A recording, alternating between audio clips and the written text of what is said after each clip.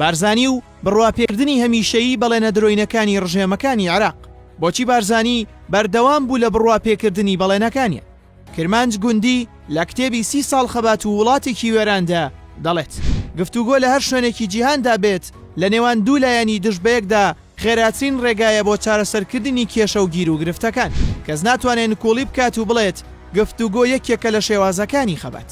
کەم جاریش هەبووە دوو لایەنی ناکۆک توانی بێتیان بە یەکجاری یەکێکیان ئەوی تریان لەناو ببات. بەڵکو زۆربەی جار هەوڵیان داوە بە گفتوگە و دانوستان کێشەکان چارەسەر بکرێن و زۆر جاریش بە ناوی گفتوگە و دانوستانەوە لایەنەکانی یەکتریان بەکارهێناوە و فێڵیان لە یەکتری کردووە. کورد هەمیشە لەگەڵ نەیارەکانیدا بەرەنگاری کردووە و دەستی کردووە بە شەڕ و ڕوبەڕووبوونەوە. داگیرکەرانیش هەمیشە گفتوگە و دانوستانیان بۆ کەپکردنەوەی شۆڕشە کوردیەکان بەکارهێناوە و هەندێک جاریش سەرکردە کوردیەکان بە پلانی گفتوگۆ لەناو براون. لە 4 ساڵی 1963 تایر یەحیا سەردانی کوردستانی کردو لەگەڵ بارزانی ڕێککەوت کە شەڕ بگیرێت و بگەنە ڕێکەوتن. بەڵام دواتر ڕێکەوتنەکە تەنها بەڵێنێک بوو و بەڵێنەکەش نەبرایە سەر. لە دەی 2 ساڵی 1964 بەیانی شەڕاگرتن لە نێوان سەلام عارف و بارزانی دامۆر کرا. هەرچەندە ئەم ڕاگرتنە بۆ ئەوە بوو کە ڕژێم خۆی بەهێز بکاتەوە، بەڵام بارزانی ڕەزامەند بوو. دواتریش کە ڕژێم بەهێز بوویەوە و هێزی هاتەوە بەر لە بەڵێنەکانی پاشگەز بوویەوە.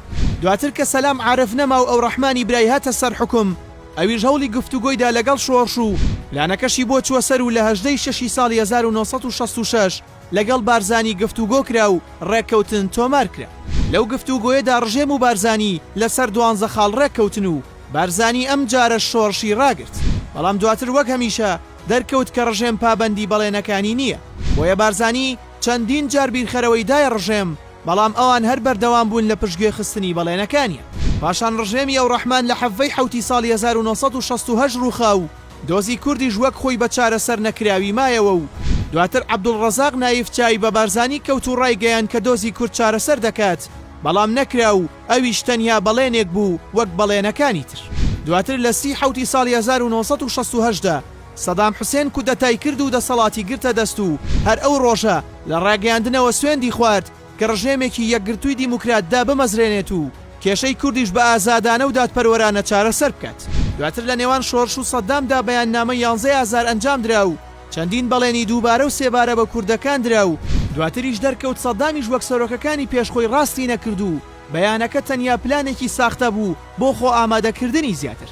هەردان تکریتی لە یادەوەریەکانیدا دەڵێت مەبەستی ئێمە لە گفتوگۆ لەگەڵ بارزانی بۆ ڕێککەوتن نەبوو، بەڵکو بۆ ئەوە بوو کە کودەتایەکی بەسەردا بکەین.